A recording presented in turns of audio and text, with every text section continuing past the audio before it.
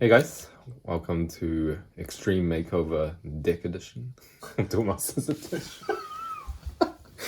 I'm once again joined by Jason. We're gonna tag team another deck profile. This one's been a long time in the making. It's our favorite Beast Folk Mafia deck, or should I say Neo Beast Folk Mafia, since we not only included nature but a few other civilizations as well. So I'll quickly run through the Beast Folk lineup first. So we got 2 Torpon, 4 Quixotic, and 4 Bronze Arm. And of course, our favorite evolution, Barkwhip the Smasher. Unfortunately, one big missing player is Fighter Duelfang, as you can see. And we just found that Fighter Duelfang was just a bit too slow when you play him at 6 mana. You'd rather be playing a few other toys that you'll eventually find out. So the crux of this deck is actually the water and light lineup. So we're playing 12 cards that allow you to draw other cards, which is really important in this deck because, as you can see, these Beast Folk, they're really cheap, so you can play them out early. But once you do play them out, you are kind of at a card disadvantage. And what these cards does, it keeps the pressure up. You maintain your card draw, and then also, since these are also creatures themselves, you maintain your board presence. Miss Rias is also quite a key card in this deck. One really good curve for this deck is you play Bronze Ump on 3, and then right into Miss Rias. And of course, the thumbnail for this deck is the 4 copies of Petrova. Petrova, once again, really just synergizes well off of Bronze Arm. So you kind of have like a 8-card leeway to hit off of your Bronze Arm in this deck. And then Petrova, you can either choose Liquid People or Beast Folk. Sometimes I even choose like Guardian to buff your Mysterious. Yeah. So, it's an unappreciated combo. But Petrova, we had a long time thinking about Petrova, and it was actually based off one of our DM Plays decks where I used Rima. But Rima unfortunately isn't as good as he is in DM Plays.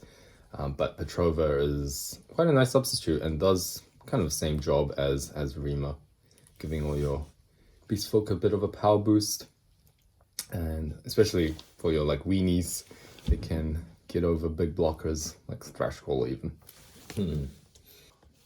Finally, we have our Shield Trigger lineup. So 2 copies of Mana Nexus, 4 copies of Holy Ore, and 4 copies of Aqua Surfer. So the Holy Ores are in here.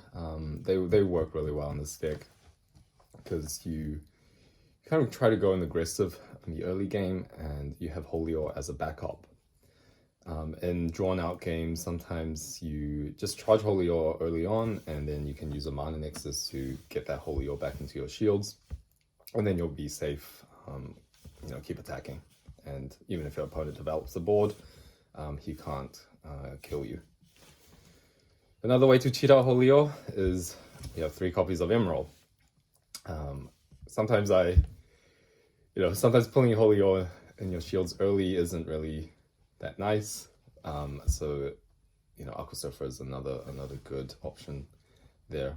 Emerald also is a 2-drop himself, so he's quite good in the early game to start breaking your shields. So that's the overall deck.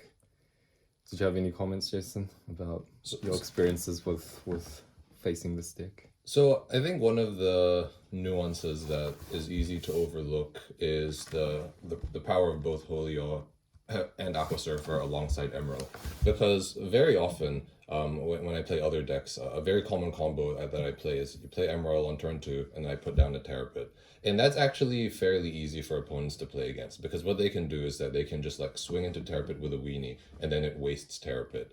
But then breaking into Aqua Surfer is a lot more devastating. It's a trap that people will be much less happy to spring.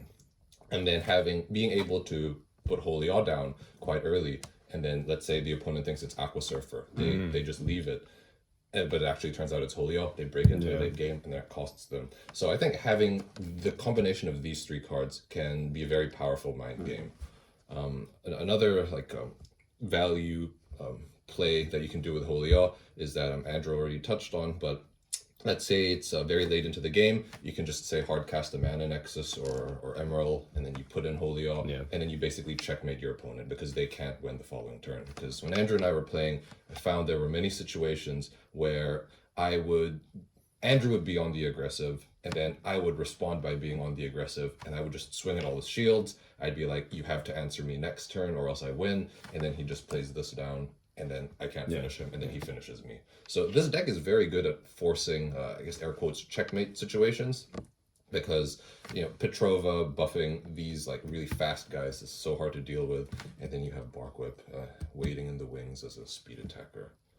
So, yeah, it's a pretty dangerous deck. When we first conceptualized it in the early stages, Andrew and I were thinking, I'm going to put Andrew on the spot now. He was like, I don't think Beast Folk Mafia is that strong as a concept. And then he pushed the idea further, and then we ended up with this. And we think it works pretty well. There's some nice curvature here. I think every game or two he might have some awkward hands because there are a lot of, in my opinion, expensive cards.